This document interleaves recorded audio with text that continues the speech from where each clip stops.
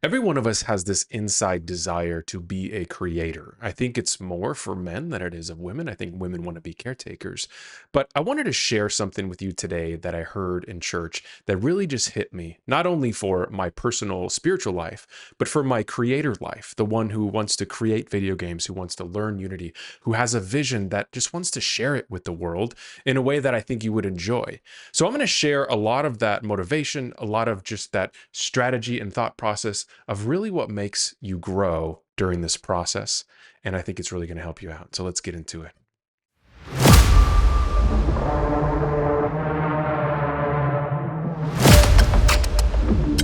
So, one quote that I heard today in church was from G.K. Chesterton. And this is the quote. I'm going to read it to you. Because children have abounding vitality, because they are in spirit fierce and free, therefore they want things repeated and unchanged. They always say, do it again. And the grown up person does it again until he is nearly dead. For grown up people are not strong enough to exult in monotony, but perhaps God is strong enough to exult in monotony. It is possible that God says every morning, do it again to the sun, and every evening. Do it again to the moon. It may not be automatic necessity that makes all daisies alike. It may be that God makes every daisy separately, but he has never got tired of making them. It may be that he has the eternal appetite of infancy, for we have sinned and grow old, and our Father is younger than we. I love this quote. And what it kind of really said to me is not only in the spiritual aspect that, yes, we are sinful and we are dying, but as a creator, sometimes you just feel exhausted. You're hammering, you're digging, you're learning, and you are just tired. But we do have that childlike desire to learn more and to create something. As I was playing with my kids the other day, I did something, it's probably like one of those things where you say, watch this, and you're like, maybe I shouldn't film this because it might turn out bad.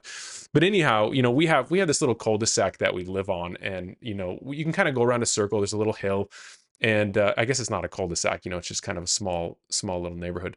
Anyhow, my kiddo was on his three-wheeler, and I was on my rollerblades actually. So I had a little string tied to that three-wheeler, and I was pulling him around the block, okay? And they had a blast. I tell you what, they just loved going around the block with me just pulling them down through even this hill so they could go faster and faster. And one of the things my kid said to me, my 6-year-old, is he said, "Dad, when you were pulling me, my mouth was open and I was so happy, I was so excited that I just couldn't even close my mouth. It was so much fun and I was so happy." And it really touched my heart when he said that. But what's interesting is I did this like, I don't know, 8 times with a few of the kids, and they were like, again, again. And I'm on rollerblades and I'm like, man, I'm getting older, guys. I can't do this forever. I'm exhausted, but I wanted to do it again, as much as my body wouldn't let me.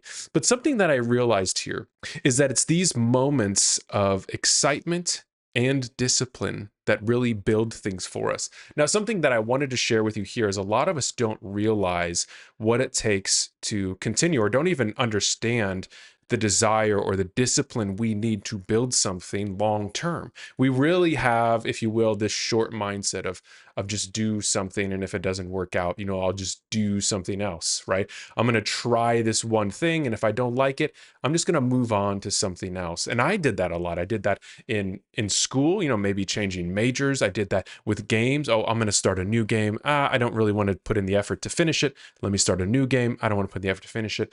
And what you are doing here that most people don't realize is that you're cutting off the long-term benefit of whatever it is that you are doing. Each of these things, and granted, some of these maybe you shouldn't do, right? Maybe we do learn the things we should and shouldn't do.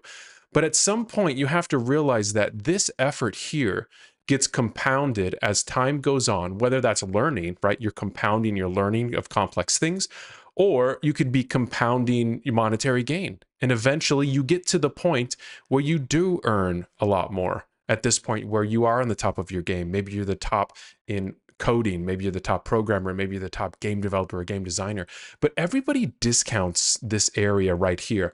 And what that quote about G.K. Chesterton tells me is that sometimes we're not willing to kind of live in the in between where we get rained on and where there's wind. And there was another story that I was listening to today, and the story was talking about this area where they created kind of this biodome, right? And maybe in that biodome they had, some trees in there that were growing, and bushes and plants and things like that. And eventually, if you don't know what a biodome is, it's a completely secluded area where there's no outside influence. They want to see if they can continue, kind of like, building a base on Mars. That would be a biodome. And what happened is these trees would grow tall, and eventually they would just fall over. They would fall over dead here. And the reason was they didn't have the root system underneath to protect those trees from falling over. Now, how do you get roots?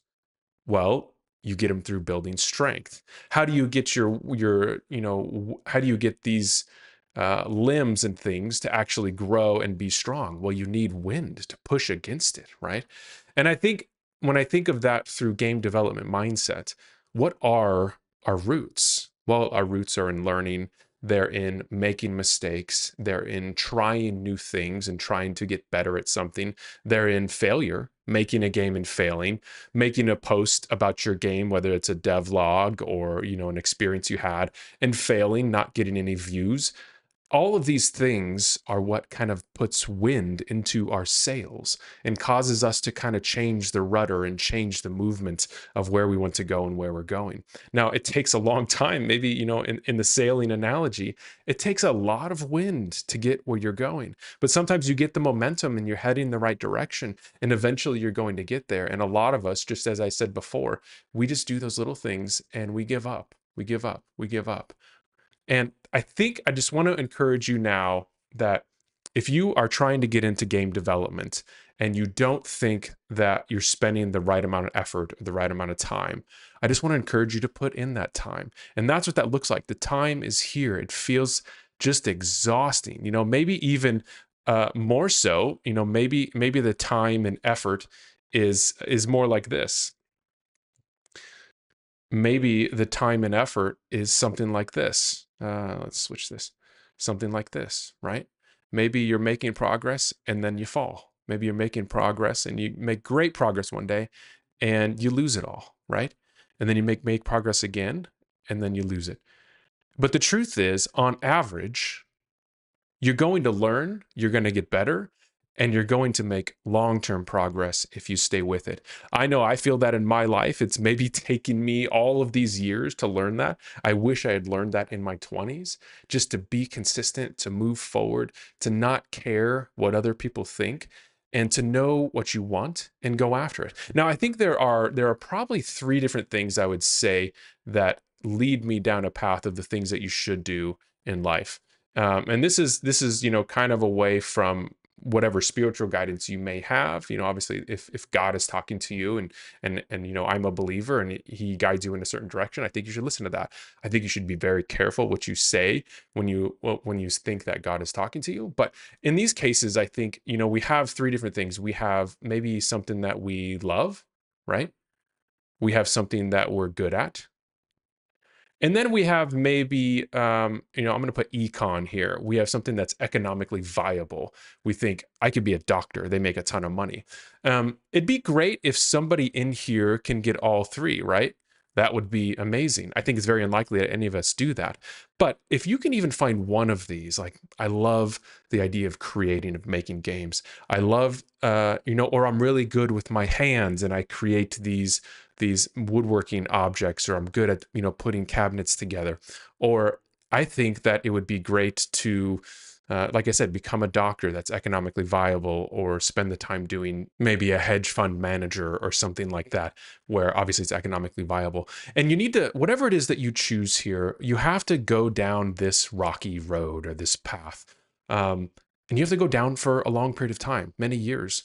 How long does it take for a tree to bear fruit? I don't know, 3 to 5 years, right? It takes time. You have to plant that tree. You have to water the tree, and you have to make sure the roots are growing strong. So I just wanted to encourage you today. This is something that I'm thinking in my own life as I continue to build these games and continue to get them out there and continue to share my journey with others. I'm looking at this and saying, hey, I love to do this.